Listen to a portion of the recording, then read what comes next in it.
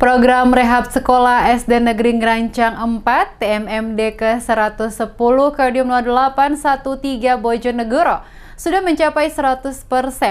Hingga manfaat dari dibangunnya ruang kelas tersebut dapat segera dirasakan oleh guru serta murid di SD Ngerancang 4.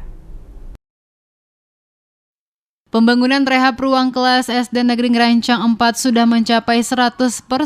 Ruang kelas yang dulu memprihatinkan kini sudah berubah menjadi bangunan yang bagus, bak disulap. Kopral 1 Mufti Sulistyo Babinsa Desa Ngerancang mengaku pembangunan rehab ruang kelas SD Negeri Ngerancang 4 sesuai dengan target waktu yang diperkirakan selama 30 hari.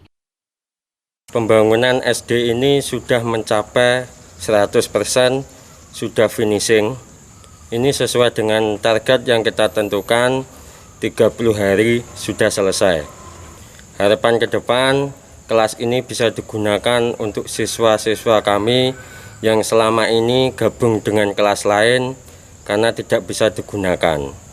Antusias para siswa juga senang bisa belajar lebih baik, atap tidak bocor kalau saat hujan. Meski banyak kendala yang dialami dalam tahap pembangunannya, seperti kondisi cuaca yang cukup buruk, sedikit menghambat progres pembangunannya.